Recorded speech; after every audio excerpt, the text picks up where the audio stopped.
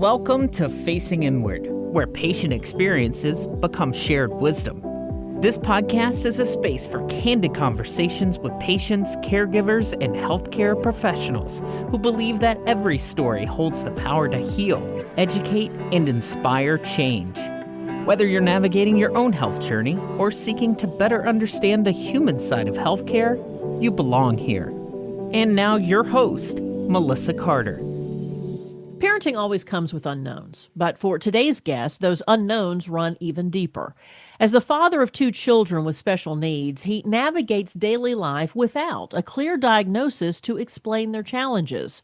That uncertainty can be overwhelming, yet it has also given him a unique perspective on patience, resilience, and unconditional love. His story is not about having all the answers, but about showing up fully for his children in the face of unanswered questions.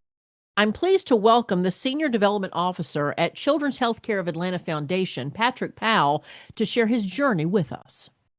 Patrick and I we met in Atlanta, but I knew you as the development officer at the University of Tennessee, and there's a leadership scholarship in my name thanks to you. So Yes. thank you for doing Yes, that. of course. Of course. But I remember that you left University of Tennessee and then you moved to Atlanta. And I was like, oh, that's cool. But I know that there was a specific reason that you had to make that change. So if you don't mind explaining why you made the move and how that's been going. A couple of different things. One, you mentioned our original connection through the University of Tennessee. I think I had been at Tennessee for just shy of about 5 years. I was looking for some growth opportunity. But the great thing about Tennessee and also the curse is that people love Tennessee so much that, people don't leave. Right. So, Right. as you're growing your career and gaining knowledge and you're looking for those development opportunities, it's like I've got to figure out how I can do this a different way. And so I didn't want to leave the university, but I knew there was a gentleman named Sam Grady who is currently actually over at Emory. Great guy, did tremendous work. Former athlete, track star, football player at the University of Tennessee, former NFL star, just a great guy. Was working as a regional development officer based out of Atlanta. And I told Sam one day, I said, listen, I said, keep the seat warm for me. I said, because one, my wife graduated from Spelman and she was trying to scratch an itch to get back down here, get back to the big city. If you look at Atlanta like a big city. And again, I was looking for professional advancement. So I knew one way to do that was one, to get my MBA from Tennessee. And that would help me be more eligible for a role, likely Sam's role if he were to vacate it. And everything just happened seamlessly. He decided he was going to move on right about the time I was midway through my MBA program. I interviewed for the role, got the role, and we all came to Atlanta.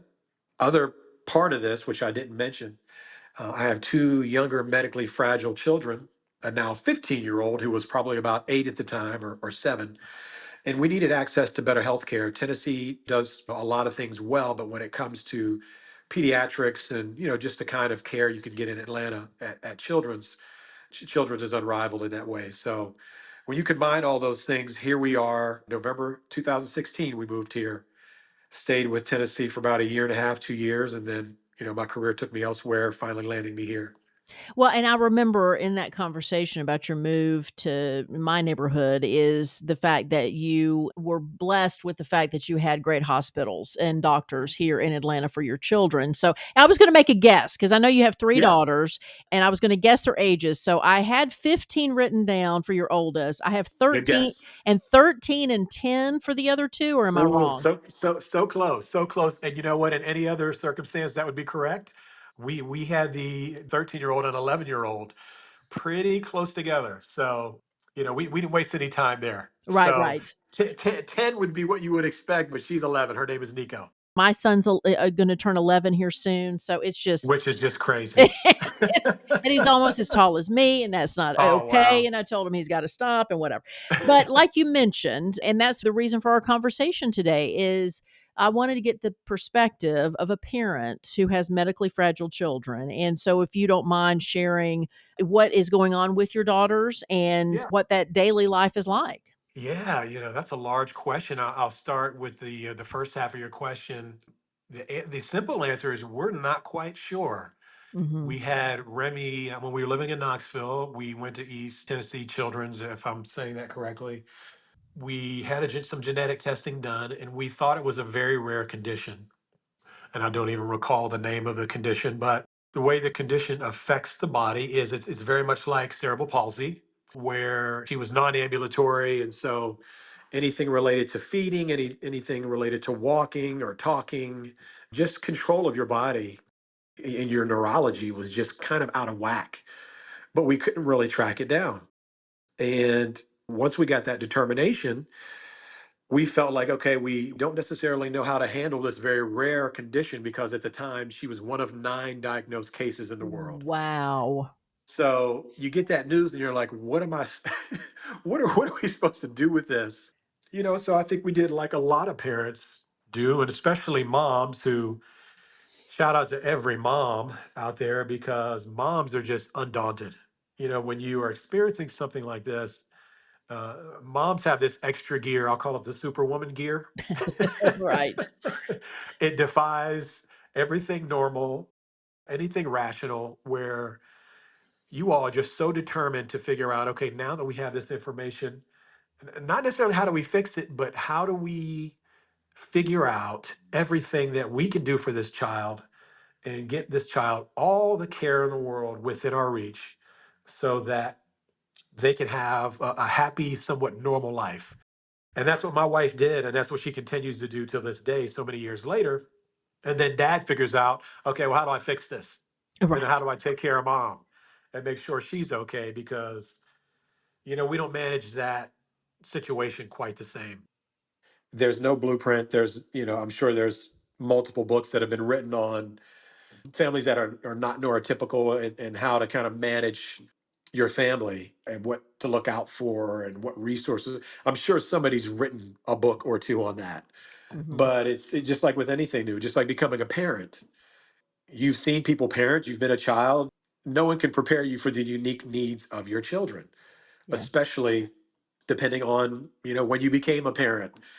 And so that can wreak havoc on you as a married couple or as a unmarried couple who has children that are not neurotypical or neurodivergent. And so in addition to the many many challenges that the kids face in school and try to make sure that they're getting the proper education and being treated fairly, you're managing your relationship, and that takes on a completely different tone when you can't go out for date night necessarily, or all of your attention, and I mean all of your attention, is on the kids. You can't send your kid into the room to try to steal 2 hours to sit and talk because it's not as simple as, hey, Remy, go watch this movie while Right. mom and dad talk, or eat lunch or breakfast or whatever it is that you want to do with your respite time. And so that added a whole nother element, and it's going to do one of two things. And unfortunately, when I look at statistics for special needs families, 80% of special needs families, and I don't know if it's higher or lower at this point, 80% of special needs families end up in divorce. And unfortunately, this makes me so sad, it's usually the father that decides to move on. Mm. And that absolutely breaks my heart. I could not imagine meeting my wife and trying to have her manage all of the different challenges and not just that, but like removing yourself. Because these kids know, I mean, they may not understand in the traditional way, but they know who you are. They know that you're there, and they know that that they're loved and supported by you as a parent. So I think that gets lost in those decisions. Before we had kids, my son's other mother and I were having problems independent of trying to have him. And Yeah, there was one day that she said to me, she said, "Look, if we don't make it, do you still want to have a child with me?" There was no brainer. I said, "Absolutely." Because yeah. regardless of our problems, as a human being, as a person, I really loved and admired her and still do.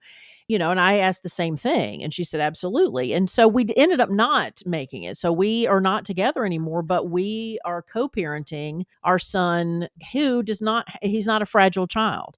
And we co parent him like pros. But we made the conscious decision because we were older when we had our child, but we just said, "Look, am I the person? Am I the kind of person that you want to partner with in these decisions? And so Yeah. we've had plenty of headbutting when it comes to different opinions on things with him, but we always come to this is a family, a partner decision. So that's with a child that doesn't have special needs. I think to your point, we joke about be careful who you have kids with. And this is one Yeah. of the reasons is because like having kids may sound romantic. You may have parents that are pressuring you to have children. I mean, but Yeah. like that's a huge responsibility. And there is the possibility that they're going to need or have special needs of some kind. And you, as parents, have to be present in order to make those decisions. Like you said, whether it's tough or not, like it may not be fun, but you got to do it. And, Yeah. it's your child. You want to do that for them. I didn't know the statistic was that high. I mean, that's one of the reasons for this podcast, Patrick, is for people Yeah. to show a little more patience and love to people like your family instead of being frustrated when you're out and about and taking longer than maybe they want you to. That is a great point because, you learn very quickly as a parent of neurodivergent kids that this world was not created with them in mind. And it's the small things. And I remember I used to go to the grocery store, and my kids are hypersensitive to any kind of loud, unexpected noises or sounds. And I'll show my Pittsburgh roots here. When somebody would pull out a buggy, or as we know them, a shopping cart here at the grocery store, that one flap that comes out and folds down when you pull out the cart, Yeah. that would bang. And I would get so annoyed by the other humans who were just going about their business, who obviously this is not their life, this is not their lived experience. They are not sensitive to this at all. And why would they be? But I would be so annoyed. Like, I've got a special needs kid over here. Yeah. Can you keep it down? Yeah. I think anybody that has experienced anything different than the norm, which is probably a lot of people, but me as a lesbian, it's like Uh-huh. I have certainly received the negative end of that. And people who, I mean, to the point of I'm going to hell to, not talking to me, not wanting to shake my Yeah. hand. I mean, I've experienced a lot Right. of things in my life with that.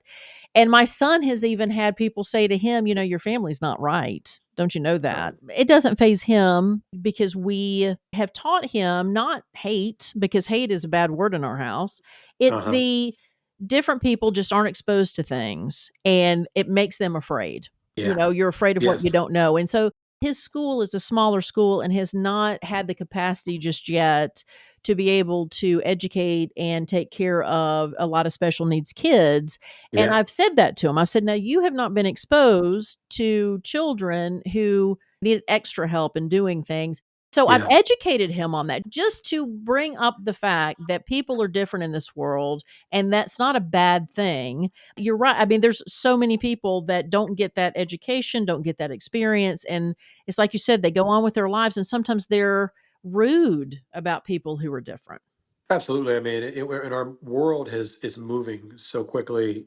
You go on Instagram and you see all of these different things depending on your algorithm. But what I'm seeing now, and it's probably because I'm getting ready to turn 50, is I'll see all these Gen X posts about kids drinking from the water hose and all Right. these AI generated versions of reality that show my childhood essentially, and what it was like to go out and play and connect with other human beings and ride bikes and come in when the street light came on, and things were a little slower, or at least it felt that way because you had the whole day.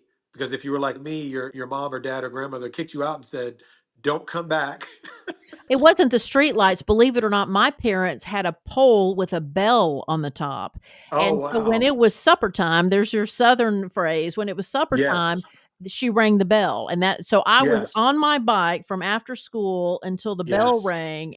Our parents didn't wanna have anything to do with us after we got home Yeah. from school, and so Yeah. similarly, yes, agreed, I'm a Yeah, Gen so Xer too. so I say that to say things moved a little slower, and it seemed like we had much, much more time. And I don't know if anybody was any more patient at that point, but things move so fast now, and everything happens so quickly, and people get annoyed at the drop of a hat. You can't sit at a street light for a full second after the light is turned green in Atlanta without somebody laying on their horn. I mean, Absolutely. people just have zero tolerance for you interfering with their ability to go about their daily life. And that carries over when you're a family with kids with special needs. I don't care if it's going out to dinner or lunch. It's like, if your kid, kids with special needs tend to make unique sounds. I mean, we know this. Yeah. So it's like, we're out at dinner, and, we try to be very intentional, just like we would be on an airplane, like giving folks that aren't as patient or out enjoying their time space to do just that with us, not infringing on their moment or their experience. I think it rarely is that same courtesy shown on the opposite end. And it's Well, sad. I want to jump in on that because somehow our society has made us feel like if I'm on an airplane, that you have to serve me to let me know that, like you said, it's going to be disrupted. Where, Yeah. I wish we lived in a society where me as an able bodied person, it's my job to serve those who aren't able bodied. And Right. it's a very Spartan way of the healthy or the strong and rule the world, and those who aren't are the ones who have to serve the masters. There's a loneliness that comes with this. And so do you ever Yes. feel that as a Yes. couple or even as an individual?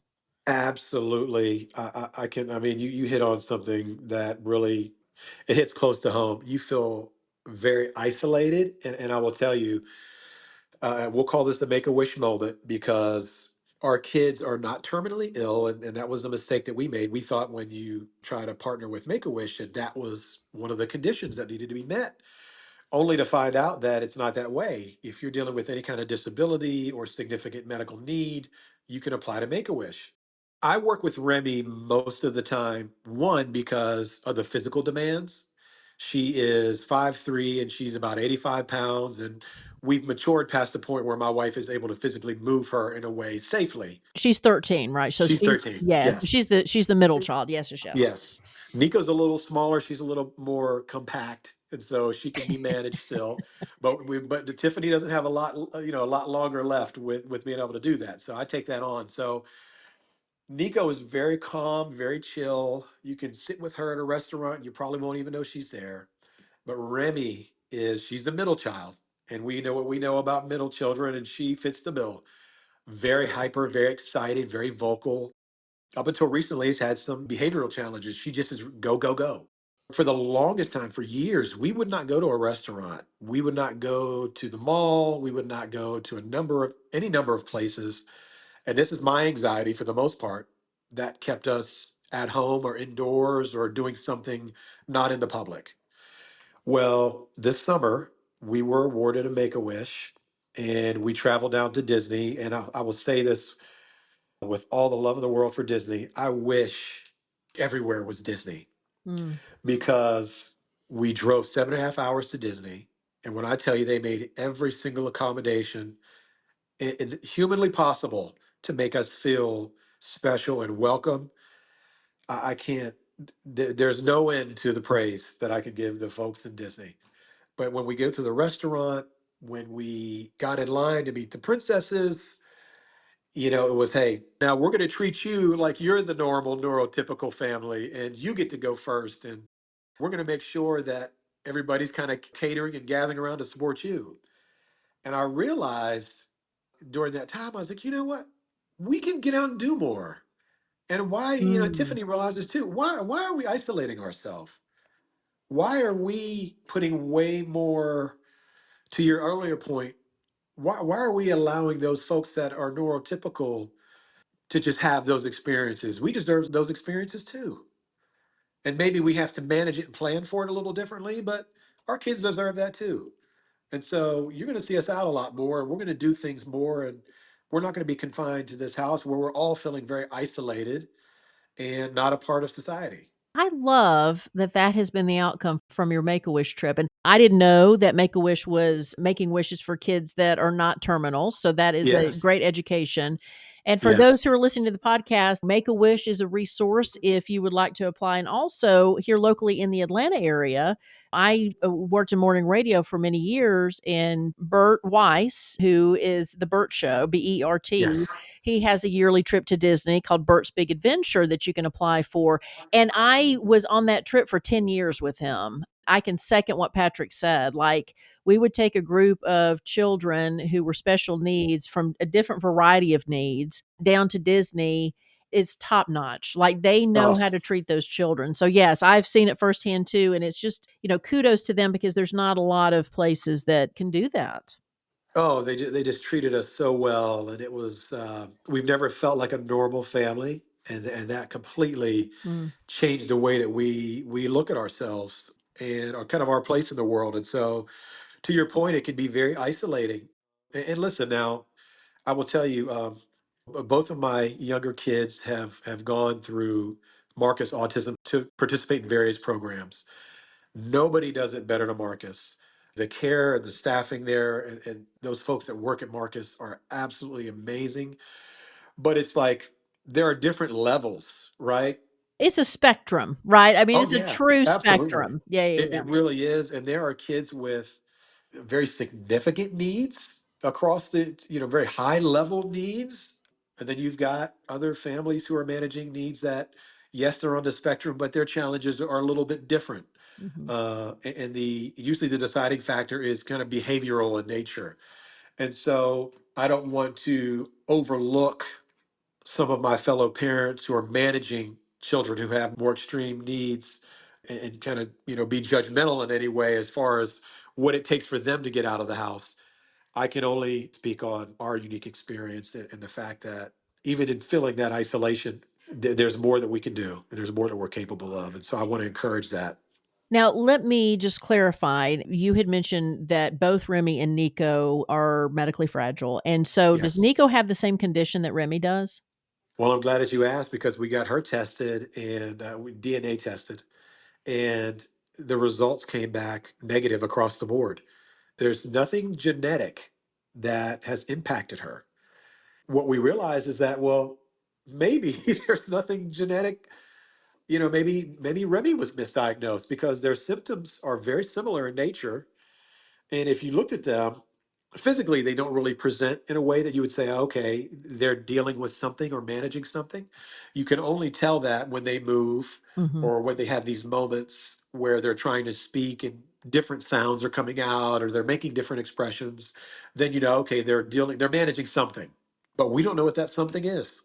Explain how, as parents, that has been, because I know that that has to be frustrating, because as human beings, like you mentioned earlier, we want to find out what the problem is and we fix it. And then if you Yes. never know what the problem is that something you've just had to let go, or is that something that you just kick the can down the road until better testing comes along? The internal battle, and I know my wife and I probably deal with this daily. When you look at your kids, initially you want to fix them, right? Mhm. First thing, they're not broken. And we had to arrive at that determination after a lot of thought. Secondly, you see other kids. It doesn't matter if you're driving in traffic and you see kids get dropped off at the bus stop, or you see kids playing, or I'm a girl dad. You see stories about young ladies getting married. You're constantly reminded that this may not be in the cards for your kids. And so, as difficult as that is, that can't be the aspiration. The aspiration has to be, or your goal has to be, how do I give them access to resources that allow them to progress, allow them to, if they can walk, to jog, if they can crawl, to stand, if they can't crawl but can sit, to crawl. I mean, all of these small markers, right? That help them ultimately have a better quality of life, and help them to progress towards whatever their normal is going to be. That is the goal. And I think looking at it in any other way is going to disappoint you, and going to cause you much unneeded suffering. You got to meet them where they're at and look at their life and what it could be, not what it isn't, or what it won't ever be. And I like how you put the fact that nothing is wrong with your children. Nothing is wrong with your children. Sometimes we mistake average or normal. Normal Yeah. just means the majority, just means average, does not mean how Yes. it's not how it's supposed to be. I don't know how we got to this point where, again, strength and power are superior to something that is strong and powerful in different ways, right? So I'm Yes. thinking of, body wise, the that we've gotten into a bad habit of, men are better than women because they're stronger. And somehow this Yeah. mentality, I don't know if it makes us feel safe or not, but I always think it's based in fear. Anything that is Yes. not based in love is based in fear. Those are the two emotions, in Yes. my opinion, of the world. It's hard in this society to steer away from what the norm and the perfect norm is supposed to be. But I'm hoping it will bring forth a better world. To me, I feel like everything has to lead to something better. And I hope Right. that's the case so that we're compassionate and loving, and that families like yours can feel more encouraged and more encouraged to go out, like you said, instead of Make a Wish having to inspire you to be like, hey, we can go out and we can do things and we can Yeah. still, go outside the house, for people in your community to inspire you to be able to do that. Are you a patient who has used creative outlets like writing or art or music to process your journey? Share your art with us. facinginwardpodcast@gmail.com. Now, I would be remiss if I didn't bring up your oldest daughter. So, Yes. I've heard that sometimes this can be a challenging thing for a Yes. child who does not require the same needs as their siblings, but obviously, when there's special needs, the family tends to go in that direction. So, tell us about Bella and how she's handling all this. Yeah. It all depends because she's the oldest out of the three, which I think is a positive based on our dynamic. One, physically, there's things that she can do where we can offset, kind of just some of the tasks on a daily basis that families incur, whether it's dishes or whether it's helping us with laundry or whether it's, hey, can you sit with the girls while mom or dad goes to do X, Y, and Z? So that's a blessing. Also, I think, and I know this happens unfortunately in some families, sometimes if a family, their first child has special needs, they will stop there. While it's wonderful for that child because all the attention will be on them, I think for those that want to have larger families, that can block those families from deciding to expand or to have more children. And so her being the oldest has been a blessing, but also she experiences that same isolation and that same loneliness because siblings do what siblings do. I'm an only child, so I don't know what this is like, but I've been around friends and family members who have.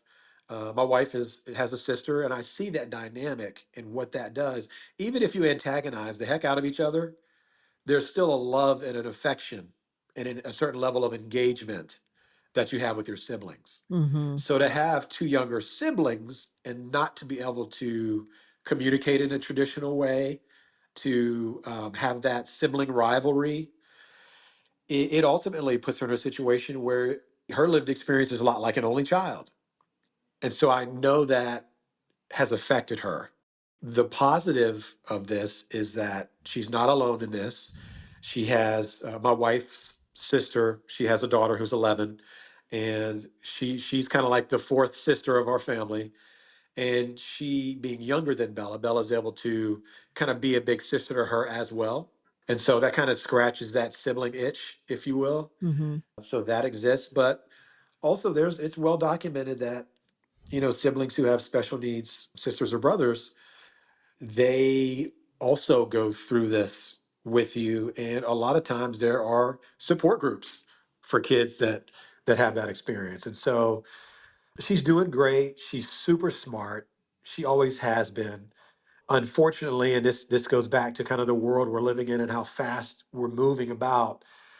She's dealing with the same things that a lot of young, impressionable girls are dealing with, and that's kind of the social pressures and the social media and the impact of thousands of marketing messages telling all these young women that they have to look like this and Right. and be this tall and be this fit. But she's managing those challenges in addition to these neurotypical challenges on her. So when I would do Bird Speak Adventure, we would take the whole families, and there were some siblings that you saw handle the situation where it was an opportunity for them to express love in a different way, Yeah.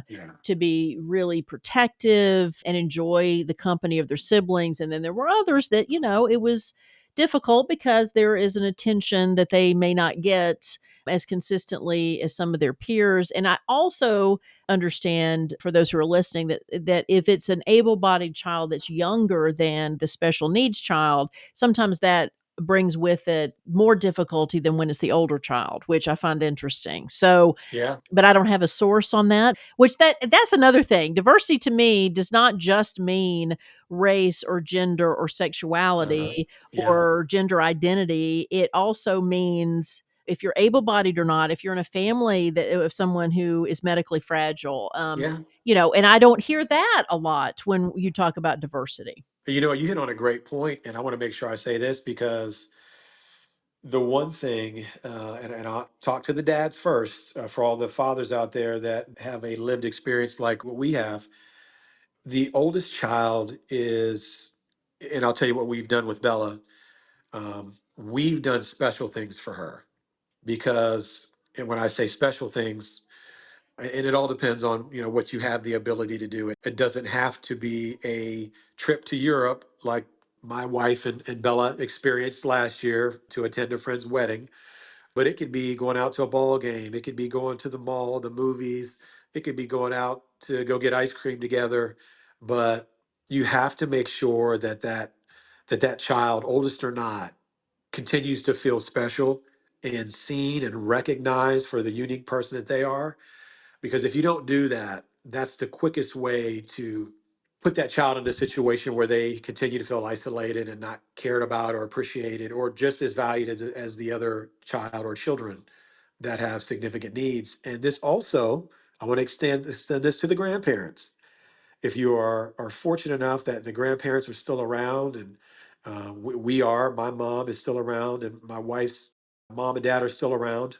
When you have an opportunity to love on that sibling, do so, but also support those kids with challenges. I will tell you, before I ever became a parent, and I would see a special needs child or a child that was medically fragile, before I ever got married, I didn't know how to react. Like you said, there's love and there's fear. Right. I didn't experience fear like I was afraid of the child. I had a fear that I didn't know how to interact. Right. Like what do I do? Because this is new territory to me. This is a mom struggling with a child that obviously needs, like, how do I not offend her by offering? Is it my place to like, how do I go about this?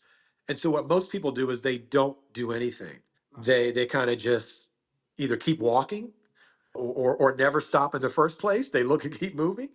But I think grandparents deal with this as well as siblings of the parents. They deal with this as well. Like, they don't know how to interact with the children. So parents of the children, we have the responsibility to say, hey, listen, love on her, hug him. He or she likes to play with these toys or these games. They like you to read to them. Grandma and grandpa, this is how you can engage and connect. It's not enough just to sit there on your phone and be in the presence of the children. Read to them. I Yeah. want to encourage that. I want to make sure that that is noted because that is a big challenge. I would go to Dragon Con a lot in Yeah. Atlanta. Don't laugh at me, but yes, I was No, I a think it's awesome. I went to my brother and I went 20 years straight until we were like, it's too big and we're too old. But Uh huh. I remember some of my first years there. There was a guy that came that was severely disabled. Yes. And he was in an electric wheelchair, which he was able to navigate on his own, but he couldn't even sit up straight. It's hard to describe. It's almost like it was a specialized wheelchair where he had to almost like lay down with his head a little Yes. elevated so he could see. Yes. His body was just completely immobile, and his speaking ability was very challenged. Uh huh. And Dragon Con and the people who were attendees and the panelists at Dragon Con, when I'd be in the same panel with him and he'd ask questions, because he was always on the front row and he was always asking questions. Yeah. And you could feel the room tense up when he started to speak because nobody could understand what he was Yes. saying. And I was so charmed by the staff at Dragon Con and by the celebrities that were on the panels, because never once did I see anyone treat him with disrespect, I feel like they may have been alerted prior to, because I thought, not one of these people is hesitant, not having a Yeah. poker face with it. And I became more relaxed with him. Like, I stopped being the one going, oh, how is this going to be handled? It was Yeah. more of, okay. And I tried to learn the cadence. And then I will say, with my son's other mother, one of the things that charmed me about her when we started dating was the fact that she had an uncle that had cerebral palsy and Uh-huh. struggled to speak. But the more I was with her and him, she understood him completely because she grew up with him. And so she knew exactly Yes. what he was saying, right? And so Yes. it's like, no, I have to learn this language. And that's usually how I interact. If I say, this is on me, this is not on you, I need to learn. So teach me again, Yes. or repeat yourself, Yeah. or I Yeah. apologize. Exposure equates to comfort. It's a matter of just learning a new language. That's how the best way I can describe it. Is that fair to say for people's, when it comes to not only movement, but like you said, the noises that may come out, you're just learning a new way to communicate, and there's Yeah. nothing wrong with that. Yeah. Yeah. And the only way, like you said, to learn is to kind of dive in and be okay with that discomfort. I think first you have to admit, this is uncomfortable for me, not because you don't care or compassionate or don't have love for the person that's going through what they're going through or managing their everyday. Just getting over that and saying, okay, how can I help? How can I be of assistance in this moment? How can I find a way to make a connection here? I mean, it's not like anything else in your life where you're like, where do I fit here? How do I plug in? And just kind of normalizing it in your head. Just like anything, you see somebody struggling, you offer to help. It's the same way when there's something that you're exposed to where there's somebody that's neurodivergent or requires a different level of engagement. I'm kind of fiercely independent when it comes to the girls. And I don't say that as a positive because I could stand to get more help, like accept more help. Yeah. Well, it makes me But wonder too sometimes in this life if some of these things that come in our path are meant for us to do just that, right? So believe it or not, for those who listen to me in morning radio, I tend to be a private person. I usually yeah, keep to myself. I'm not this exciting. Like, I'm usually a pretty boring person.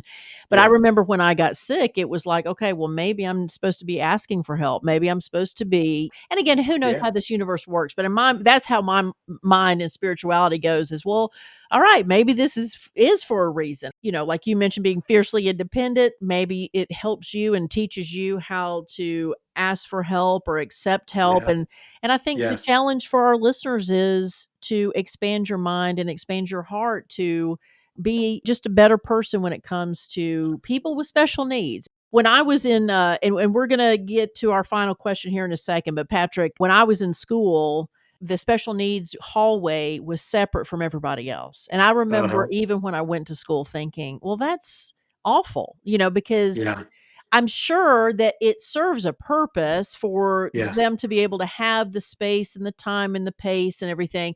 But I felt it was a disservice to other students who never got to interact with special needs kids. yes, So yes. I don't know if that's any better now, but I just remember as a student thinking I was missing out on that opportunity.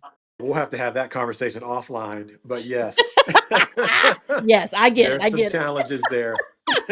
Well, Patrick, I could talk to you all day, but I know that we are all sensitive with time. So thank you for your time. And my final question to you is, what has caregiving revealed to you about the human experience? Oh man, that is such a wonderful question.